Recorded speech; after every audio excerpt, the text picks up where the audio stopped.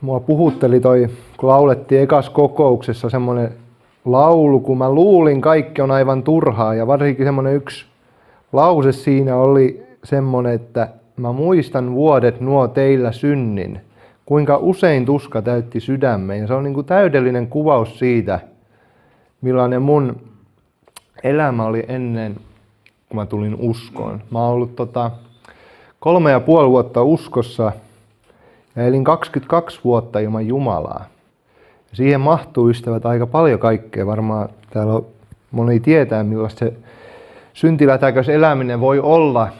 Ja mä en tuu uskovasta perheestä, mä tuun ihan, en tiedä oikeastaan mihin mun perhe uskoo, mutta ei ainakaan nämä kristilliset asiat ollut esillä siellä. Ja en ollut näistä asioista kuullut muuta kuin sitten koulussa ja rippikoulussa. Ja sit mä tein niin tyhmästikin, että opettelin vasta 19-vuotiaana juomaan viinaa. Et mä varjelluin niin kauan kaikesta tällaista niinku räikeästä syntielämästä. Totta kai mä olin syntiä tehnyt sitä rataa, mutta silloin vasta mä opettelin tämmöiset tavat. Ja sittenhän se viina vetikin miestä ennemminkin. Et se hallitsi mua, se syntikahle. Ja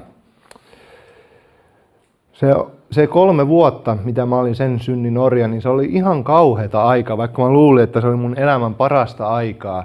Mä luulin, että mä oon vapaa, nyt mulla on oma kämppä, mun asiat oli hyvin, mulla oli bemaria, kaikki piti olla ihan perfect, mutta ei ollut. Mulla oli niin tyhjä olo oikeesti, mä en tiennyt sitä silloin.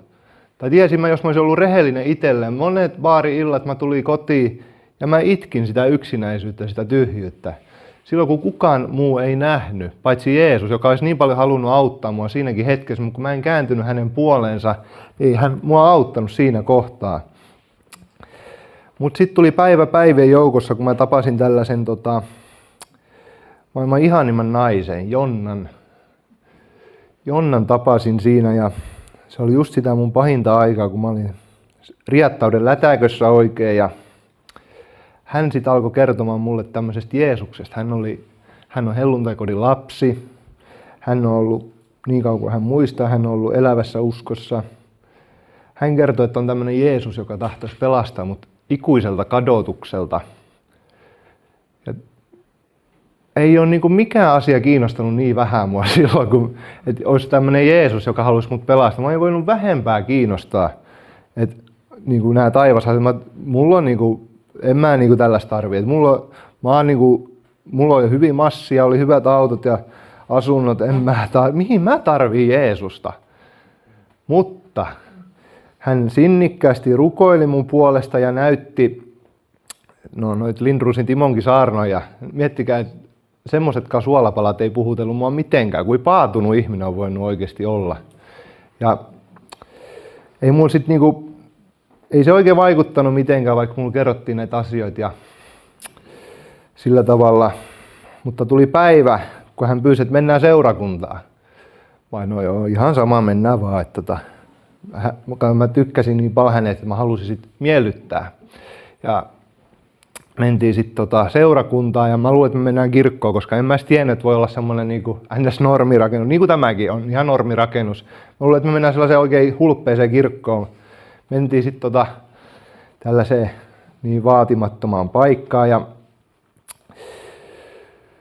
sitten mulla oli siinä just ollut aika railakas ilta takana ja oli aika heikossa hapessa mies siinä sitten ja mä olin 22-vuotias silloin ja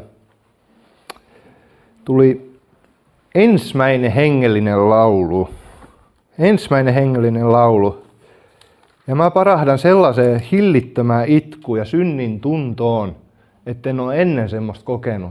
Ja mikä tämmöisen vaikuttaa? No Jumalan pyhä henki, joka paljastaa synnin. Jumalan pyhä henki kun laskeutuu, se ei saa välttämättä sua silleen ylistämään Jeesusta. Voi että, se paljastaa synnin. Ja voi että siinä kohtaa, tässä maailmassa ei ollut syntisempää miestä kuin minä. Ihan oikeesti. Mä itkin niin silmät päästäni siinä kohtaa, koska mulla tuli oikeesti nämä ilmestyskirjan sanat. Ilmestyskirja 3 ja 17. Sillä sinä sanot, minä olen rikas, minä olen rikastunut, enkä mitään tarvitse. Etkä tiedä, että juuri sinä olet viheliäinen ja kurja ja köyhä ja sokea ja alaston. Oikeasti melkein sanasta sanaan nämä tuli mun mieleen. Ja mä en tiennyt tämmöisestä ilmestyskirjasta hölkäsen pöläystäkään silloin. Mutta miettikää, kuinka paljon mä yllätyin, kun mä olin tullut sit uskoon ja mä luin ja sitten mä pääsin ilmestyskirjaan. Mä oon lukenut tän ennenkin. Mä oon kokenut tän ennenkin. Ja mä tajusin, että mulle tuli silloin oikeasti Jumala puhui mulle tämän asian. Ja mä tulin synnin tuntoon. Ei ollut kivuliaampaa asiaa kuin tulla synnin tuntoon, mutta ei ollut parempaakaan asiaa mun elämässä kuin tulla synnin tuntoon ihan oikeasti. Sitten mun elämä jatkui siitä silleen, kun lähdettiin siitä kokoukset, Jonna kysyi, että no mikä sul tuli? Hän oli totta kai innoissa, että mies murtu. Mutta sitten mä et, ei, niin paatunut kaveri. Ei mitään, se oli vaan joku, mä niinku liikutuin tai joku kosketti vaan, että ei mitään. Et jatketaan vaan niin kuin ennenkin, että ei mua kiinnosta nämä taivasasiat oikeastaan se enempää kuin äskenkään. Ja sitten no jatkettiin siihen elämään ja seurusteltiin, mutta mä jatkoin sitä ryyppäämistä esimerkiksi. Sitten mä muistan, kun mä olin kavereitten kanssa, se oli mun semmoinen elämän kohokohta, että sai mennä kavereitten kanssa ottaa vähän keittoa. Sitten mä muistan, kun mä otin sellaisen Heineken tölkin käteen ja mä katoin sitä, oikeasti varmaan minuutin.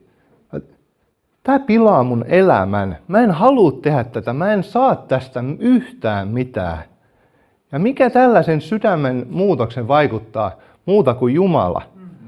Ja oikeasti mä aloin halveksumaan sitä asiaa, mitä mä olin niinku ennen rakastanut. Ja se oli niinku mun elämä oikeasti, että pääsee niinku vähän viihtelee tällaista. Mutta sitten se alkoi tuntua niin tyhmältä. Mä niinku vedän tätä ihme myrkkyä ja myrkytän itteeni, enkä niinku, ei tästä saa mitään enää. Sitten mulla alkoi semmoinen sisäinen prosessi, ja mun oli myönnettävä jossain kohtaa, että mä uskon Jumalaa. Mä uskon, että Jeesus on maksanut musta täyden hinnan. Ja sitten tuli päivä, kun ajettiin Jonnan kanssa, ja hän kysyi, että no uskoksä nyt sitten niinku Jeesukseen? En mä voi enää kiistää, että mä en usko. Sitten mulla oli pakko vaan oikeasti niinku, Jeesus, tässä mä haluan pelastua. Ja näin mä sain tulla Jumalan lapseksi. Ja olen siitä erittäin kiitollinen Jumalalle. Näinkin paatuneita tapauksia voi tulla pelastukseen. Kiitos Jumalalle. Haluaisin ystävä lukea tähän jatkoksi vielä. Olen luvannut tähän sanoa jotain. Ja ollut tätä kokousta ajatellessa tuli yksi vahvistuskin tästä aiheesta, nimittäin elämän katoavaisuus. Niin totta, kun me ollaan jokainen tänne synnytty, niin meidän on kerran myös kuoltava. Jokaisen on kuolemaan kuoltava. Sitten tulee tuomio.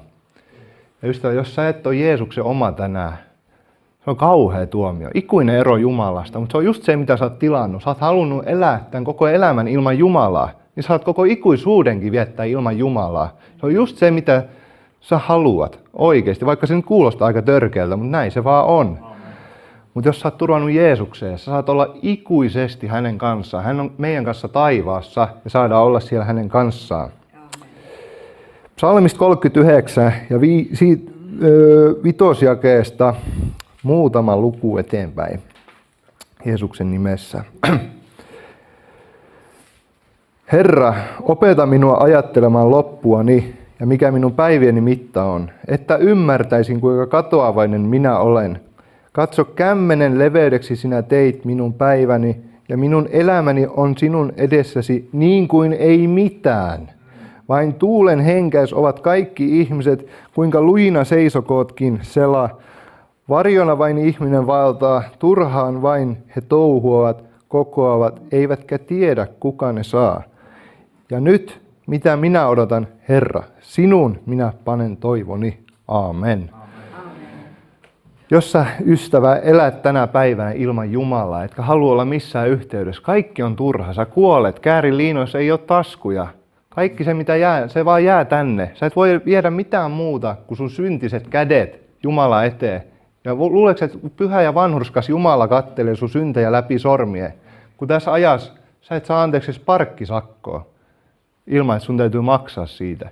Mutta kun Jeesus on maksanut meidän kaikkien synnit Golgatan ristillä, hän haluaa sut taivaaseen. Niin kuin mä tuossa sanoinkin, että kukaan ei halua sua niin paljon taivaaseen kuin Jeesus. Amen. Kiitos Jumalalle. Just näin Facebookissa oli tämmöinen nuori parikymppinen veli laittoi niin hienon sellaisen evankelioivan sellaisen kuvan kauppakuitista, missä lukee, että Jeesus maksoi kaiken. Synti maksettu, häpeä maksettu, kipu maksettu, menneet virheet maksettu, yksinäisyys maksettu, synnin orjuus maksettu, henkinen kuolema maksettu. Jeesus maksoi oikeasti ihan kaiken. Ja siihen ei ole meillä mitään lisättävää eikä pois otettavaa. Synnin palkka on kuolema, mutta Jumalan armolahja on iankaikkinen elämä. Yksi parikymppinen veli laittoi tämän ja miettikää, tämmöinen vanhempi mies laittoi törkeän kommentin sinne.